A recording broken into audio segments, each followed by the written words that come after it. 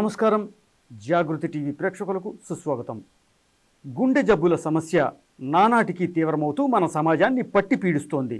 చిన్నపిల్లలు, యువతి యువకులు కూడా ఆడుతూ పాడుతూ డ్యాన్స్ చేస్తూ హార్ట్ ప్రాబ్లమ్స్ వల్ల కుప్పకూలిపోతున్నారు. ఎందరో నవజాత శిశువులకు పుట్టుకతోనే గుండెల్లో రంధ్రాలుంటున్నాయి. ఒకప్పుడు ముసలితనంలో మాత్రమే వచ్చే ఈ గుండె సమస్యలు ఇప్పుడెందుకు బాలల్ని, యువతని పట్టి పీడిస్తున్నాయి? ఏం చెయ్యాలి, ఏం చెయ్యొద్దు?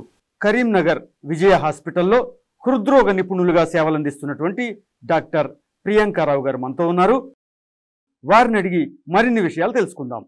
నమస్కారం డాక్టర్ గారు. నమస్కారం అండి. డాక్టర్ గారు, గుండె జబ్బులు, గుండె సమస్యల వల్ల దేశంలో ఇవాళ ఒక తీవ్రమైన పరిస్థితి ఏర్పడింది. పెద్దవాళ్ళు, చిన్నపిల్లలు, యువతరం అందరికీ ఈ గుండె జబ్బులు, గుండె సమస్యలు అనేది ఒక పెద్ద ఇబ్బందికరమైనటువంటి పరిణామంగా మారింది. మీ అబ్జర్వేషన్ ఏంటి? మీరేమంటారు? ఒకప్పుడు ఒక 20-30 ఇయర్స్ బ్యాక్ చూస్తే 50-60 ఇయర్స్ పైన ఉన్న వాళ్ళకి మాత్రమే గుండె జబ్బులు వచ్చేవి. కానీ ఈ మధ్య కాలంలో ఒక 10-15 ఇయర్స్ నుంచి చూస్తే కనుక 20-30 ఇయర్స్ లో ఉన్న వాళ్ళకి కూడా మనం చాలా కామన్ గా చూస్తూనే ఉన్నాం. అట్లీస్ట్ 1000లో 2-3 కన్నా రావడం అనేది మనం గమనిస్తూ ఉన్నాం. So this very gross change అన్నమాట. అంటే అన్ఎక్స్పెక్టెడ్ అండ్ అట్లా అవ్వకూడని పరిస్థితి. సో దీనికి కారణాలు చాలా ఉన్నాయి. కాకపోతే మెయిన్ గా మనం ఫోకస్ చేయాల్సింది ఏంటంటే చేంజెస్, మన లైఫ్ స్టైల్ చేంజెస్. ఒకప్పుడు ఉన్న పద్ధతులు, ఇప్పుడు మనం ప్రెసెంట్ గా ఉన్న పద్ధతుల్లో చాలా తేడా ఉంది, చాలా డిఫరెన్స్ ఉంది.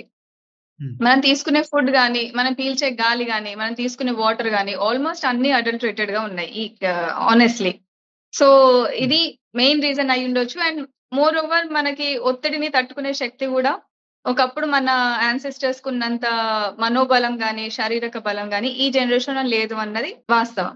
ముందుగా అసలు గుండెపోటు వచ్చినప్పుడు హాస్పిటల్కి వెళ్లే లోపున మనం ఏం చెయ్యాలి, ఏం చేయకూడదు, ఇది కొంచెం వివరించండి. సో గుండెపోటు ఫస్ట్ మనకి అన్ని ఛాతి నొప్పులు గుండెపోటు కావు. సో గుండెపోటు, ఛాతి నొప్పి ఫస్ట్ డిఫరెన్స్ ఎట్లాగన్నది మనం ఫస్ట్ తెలుసుకుందాం. ఛాతి నొప్పి అంటే మనకి 2-3 మినిట్స్ వస్తుంది, తర్వాత దానికి అదే తగ్గిపోతుంది. కానీ అదే గుండె నొప్పి కనుక తీసుకున్నట్టయితే మనకు మినిమం 15-20 మినిట్స్ నొప్పి ఉంటది. అండ్ ఆ నొప్పి నార్మల్ గా ఉండదు, హెవీగా ఉంటది. దాన్ని మనం అంటే క్లాసికల్ గా పెయిన్ అన్న దానికంటే కూడా చెస్ట్ లో హెవీనెస్ ఉంటది. ఎవరో మన పైన ఛాతి పైన చేతులేసి ఒత్తుతున్నంత నొప్పిగా ఉంటది. సో అది అన్బేరబుల్ ఉంటది. అది first thing. Second thing duration. Minimum 10-15 minutes pain continuous గా ఉందంటే అది ఖచ్చితంగా గుండె నొప్పి అయి ఉంటది. Third thing radiating pain. అంటే నార్మల్ గా ఛాతి నొప్పిలో మీకు ఛాతి వరకే నొప్పి ఉంటే దాన్ని మనం సీరియస్ గా తీసుకునే పని లేదు. కానీ మీకు ఎప్పుడైనా లెఫ్ట్ హ్యాండ్ కి పెయిన్ వస్తుంది, వీపులోకి నొప్పి వస్తుంది, దవడ కూడా నొప్పి వస్తుంది అన్నప్పుడు మాత్రం ఖచ్చితంగా మనం దాన్ని గుండె నొప్పి కిందనే కన్సిడర్ చేయాల్సి ఉంటది. సో వన్స్ మనకి గుండె నొప్పి లక్షణాలు ఉన్నాయి అని అనిపించినప్పుడు ఇమ్మీడియట్ గా మనం ఎక్కడైతే ఉన్నామో అదే చోట కూర్చుండిపోవాలి, వీలైతే పడుకోవాలి. And second most important thing, మన దగ్గర మన ఫ్యామిలీకి ఇన్ఫార్మ్ ఎంత అర్జెంట్ గా అయితే చేస్తామో అంతే ఇమ్మీడియట్ గా మనం అంబులెన్స్ కి కాల్ చేయడం చాలా చాలా చాలా ఇంపార్టెంట్. సో అంబులెన్స్ నెంబర్ గానీ, మన దగ్గరలో ఉన్న హాస్పిటల్ నెంబర్ గానీ మనం ముందుగానే సేవ్ చేసుకోవడంలో తప్పు లేదు. అంటే that's a good way of protecting our health. So ambulance కి కాల్ చేసి ఇంకా కూడా మన ఒకవేళ పేషెంట్ కనుక డయాబెటిక్ హైపర్టెన్సివ్ అయి ఉంటే గనక ఇమ్మీడియట్ గా కార్డియాక్ కేర్ సెంటర్ కి రష్ అవ్వాలి. ఇది కాకుండా జస్ట్ ఇంట్లోనే ఉన్నారు, చుట్టూ ఫ్యామిలీ ఉన్నారు, మీకు సపోర్ట్ సిస్టమ్ ఉంది అని అన్నప్పుడు మాత్రం పాసిబుల్ అయితే, అంటే ఇంట్లో అవైలబుల్ ఉంటే ఎకోస్ప్రిన్ అని దొరుకుతుందండి మనకి. అది బ్లడ్ థిన్నర్ అనమాట. అదొక 325 mg ఎకోస్ప్రిన్. అది తీసుకొని, బట్ అది తీసుకున్నా కూడా మనకి ప్రొటెక్షన్ అని కాదు, జస్ట్ ప్రొఫైలాక్టిక్ గా ఫస్ట్ ఎయిడ్ లాగా ఒక టాబ్లెట్ వేసుకొని, బట్ ఇమ్మీడియట్ గా మనం హాస్పిటల్కి వెళ్ళడమే మనం ఫస్ట్ చేయాల్సిన పని. సైంటిఫిక్ అంటే అకార్డింగ్ టు క్లియర్ కార్డియాక్ లో అడిగితే గనక నొప్పి వచ్చినప్పటి నుంచి 60 మినిట్స్ లోపే మనం హాస్పిటల్లో ఉండాలి. ఎందుకంటే 60 మినిట్స్ లోపు అయితే మనకి స్టెంట్ వేయడం కానీ, బలూన్ యాంజియోప్లాస్టీ కానీ, యాంజియోగ్రామ్ కానీ ఇమ్మీడియట్ గా తీసుకోవడం వల్ల డ్యామేజ్ ని మనం చాలా వరకు ప్రివెంట్ చేయవచ్చు. So first I suggest first immediate గా అంబులెన్స్ కాల్ చేయండి. మీరు ఎక్కడున్నారో అక్కడే ఉండిపోండి. ఆల్రెడీ నోన్ పేషెంట్స్ అయి ఉంటే కనుక ఎకోస్ప్రిన్ తీసుకొని మూవ్ అవ్వడం చాలా మంచిది. అయితేనండి, ఈ గుండె జబ్బుల విషయంలో తల్లిదండ్రుల ఆహారపు అలవాట్లు, జీవన శైలి పిల్లలపై ఎలాంటి ప్రభావాన్ని చూపిస్తాయి కొంచెం వివరించండి. తప్పకుండా ఉంటదండి. ఎందుకంటే పేరెంట్స్ గా మనం గాని ఒక protein food, fibre rich foods గాని, హెల్తీగా అంటే సాత్విక ఆహారం గనుక మనం తీసుకుంటున్నట్టు అయితే గనుక మన పిల్లలు మనని చూస్తూనే పెరుగుతారు. మోస్ట్ ఆఫ్ ద టైమ్స్ పిల్లలు అబ్జర్వ్ చేస్తూనే పెరుగుతారు. అంటే వాళ్ళకి మనం నేర్పించే దానికంటే కూడా వాళ్ళు మన నుంచి గ్రహించేదే ఎక్కువగా ఉంటది. సో అట్లాంటి పరిస్థితుల్లో ఉంటది కాబట్టి మన బిహేవియర్ కావచ్చు, మన ఫుడ్ హ్యాబిట్స్ కావచ్చు, మన సోషల్ మూవ్‌మెంట్స్ కావచ్చు, అన్ని వాళ్ళు మనని చూసే నేర్చుకోవడం అన్నదే 90% జరుగుతది. ఓన్లీ ఒక 10-15% మాత్రమే వాళ్ళకి మనం రిపీటెడ్‌గా చెప్పడం వల్ల, లేదంటే బయట నేర్చుకోవడం గాని ఉంటది.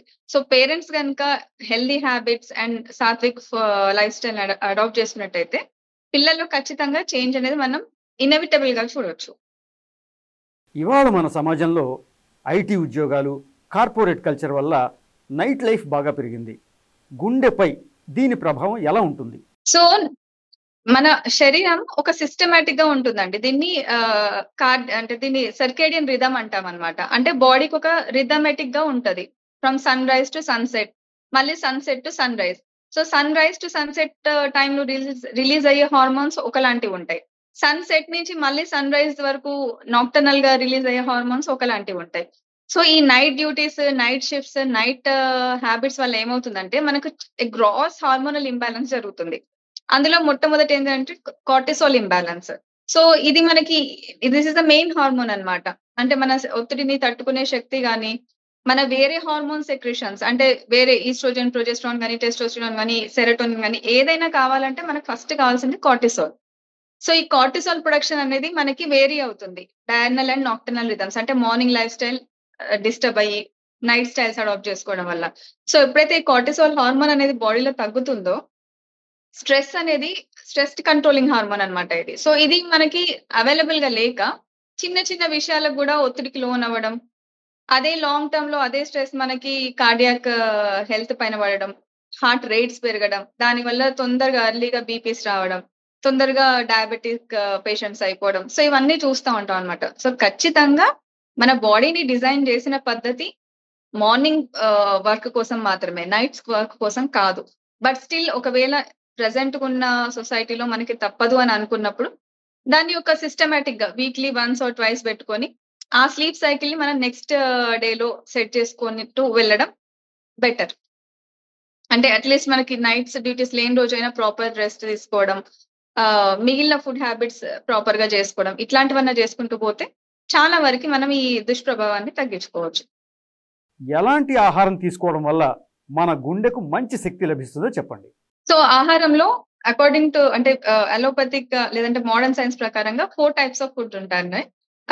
Carbohydrate rich, protein rich, fibre rich and fat rich. So వీటన్నిటిలో కూడా మనకి హార్ట్ హెల్త్ కి మెయిన్ గా మనకు కావాల్సింది protein and fibre rich food.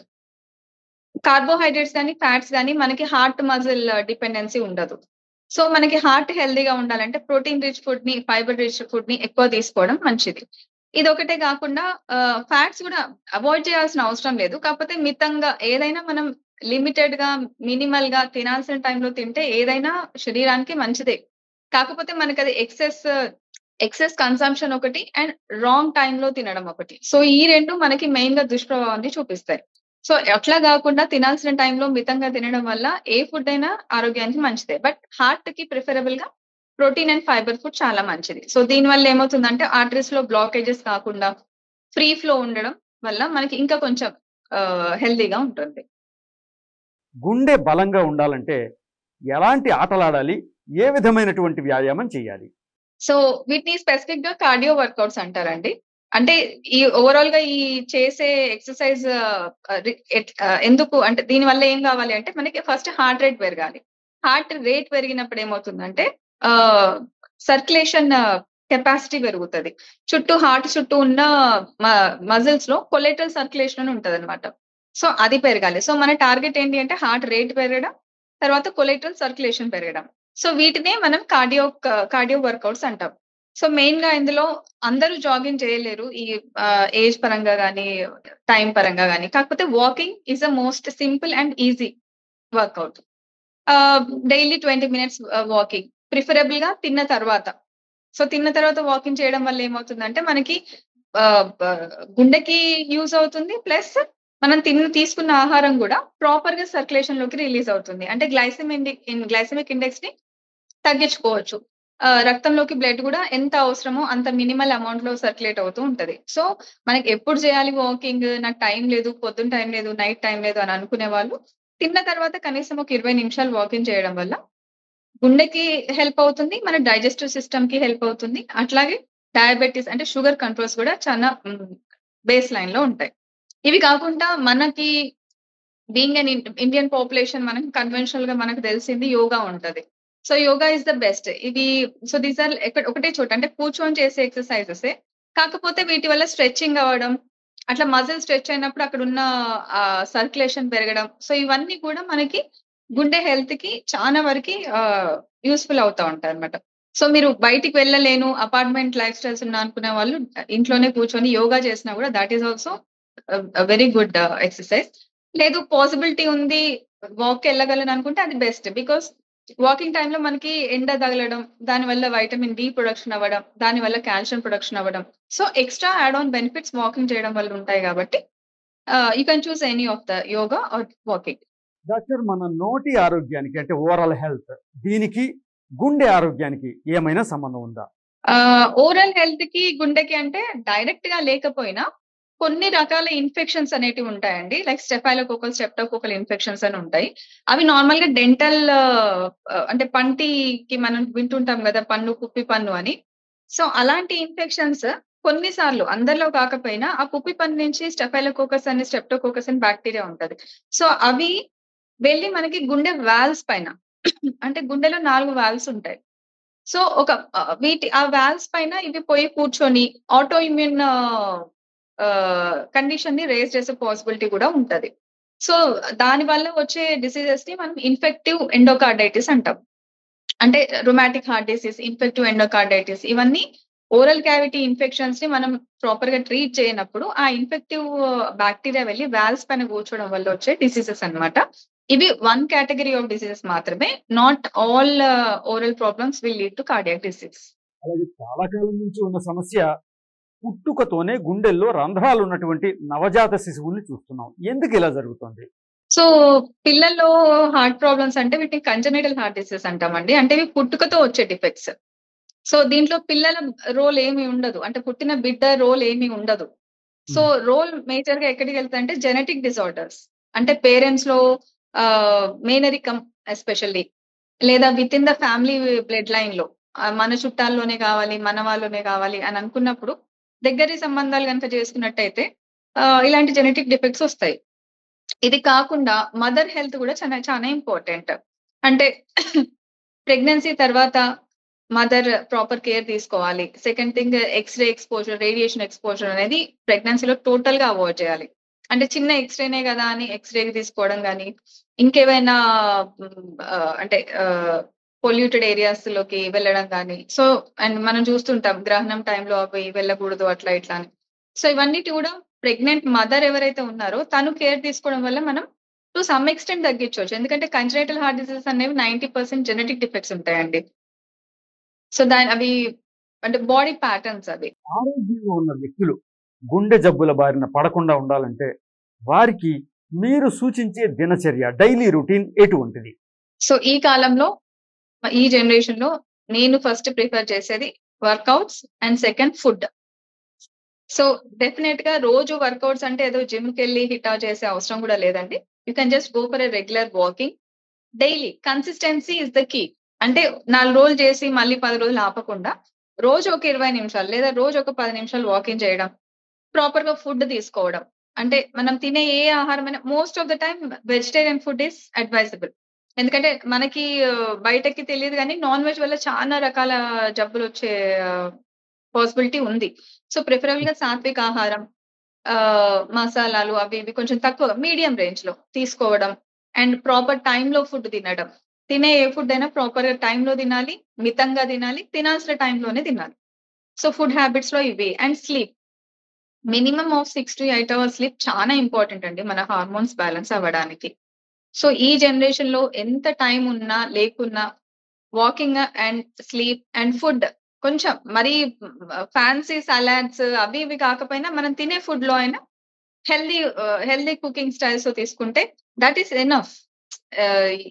ఇప్పుడు ఈ జనరేషన్ లో ఏమైందంటే మనం most of the times foods order చేయడం, బయటవి ఎక్కువ కన్స్యూమ్ చేయడం వల్ల ఈ ప్రాబ్లం. కానీ home food is always healthy ఏ రకంగా తీసినా కూడా.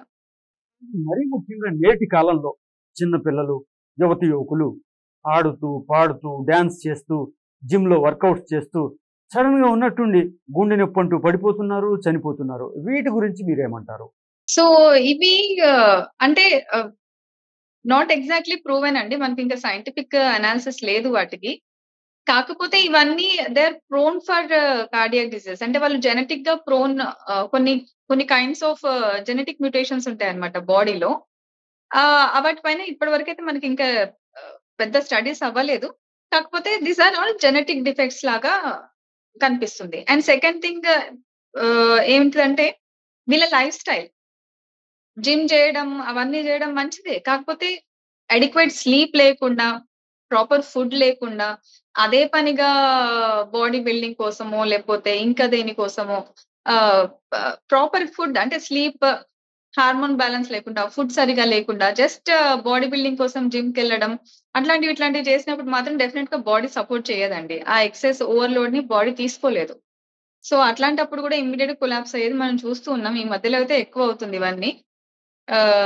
అన్ని డైరెక్ట్. సో వీటిని హార్ట్ అటాక్స్ అనకూడదండి, actually sudden cardiac deaths.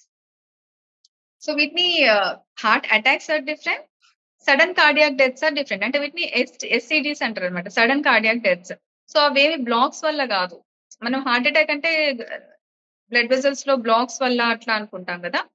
So ఈ sudden cardiac deaths are not because of blocks, they are because of genetic predisposition. So always end of the day proper life style వల్ల చాలా వరకు మనం heart diseases ని prevent చేయొచ్చు. ఇవాల్టి రోజుల్లో మన ఒంటికి మరింత శక్తి అంటూ ఫుడ్ సప్లిమెంట్స్, ఎనర్జీ డ్రింక్స్ వీటి వాడకం ఎక్కువైంది. వీటి గురించి మీరేం చెప్తారు? అవే అబ్సల్యూట్లీ అడ్వైజబుల్ కాదండి. అంటే ఇప్పుడు మనకి మార్కెట్ లో ఎక్కడ చూసినా అవే ప్యాకెట్లు అవే కూల్ డ్రింక్స్ అవి కనిపిస్తున్నాయి. కానీ అన్ని ప్రిజర్వేటివ్స్, దాంట్లో ఉండే రకరకాల ప్రిజర్వేటివ్స్ ఉంటాయి. There are multiple number of preservatives. So అవన్నీ కూడా మన ఆరోగ్యానికి మంచిది కాదు. ఎప్పుడైనా ఫ్రెష్ థింగ్ లో ఉన్న హెల్త్, ప్రాణశక్తి, ఎనర్జీ ప్యాకెట్ ఫుడ్స్ లో ఉండదు. అండ్ డెఫినెట్లీ ఇవన్నీ rich in carbohydrates, preservatives and excess of palm oil, ఇవన్నీ మనం మైదా, ఇవేవి కూడా మన ఆరోగ్యానికి ఆనెస్ట్లీ స్పీకింగ్ ఏ రకంగా కూడా పనికి రావు. ఏవో అలా టేస్ట్ కోసం ఈ కాలం ఈ జనరేషన్ ఎక్కువ అడిక్ట్ అవుతున్నారు, కానీ they are not at all advisable. In fact మనం ఇంట్లో చేసుకున్న ఫుడ్ వల్ల కడుపు నిండిన ఫీలింగ్ వస్తుంది. But these packed things will not give any kind of satiety. So better to avoid them and prefer home food. ఈ జనరేషన్ పీపుల్ కి ఇచ్చే అడ్వైజ్ అంటే అండి, healthy food, healthy lifestyle and proper sleep, ఈ 3 మనం గనక control చేసుకోగలిగితే చాలా వరకు అట్లీస్ట్ 60 to 70 years వరకు కూడా మనం హార్ట్ హెల్త్ ని చాలా వరకు ప్రిజర్వ్ చేసుకోవచ్చు. ప్రియాంక గారు, గుండె సమస్యలకు సంబంధించి మంచి అవగాహన కల్పించారు, ఎన్నో పరిష్కారాలు సూచించారు. నేటి యువతరం వీటన్నిటిని దృష్టిలో పెట్టుకుని వారి ఆరోగ్యాన్ని కాపాడుకుని దేశానికి చక్కని సేవ చేస్తుందని మనం ఆశిద్దాం, ఆకాంక్షిద్దాం. మరో సందర్భంలో మళ్ళీ కలుసుకుందాం. నమస్కారం. నమస్కారం అండి. Thank you so much.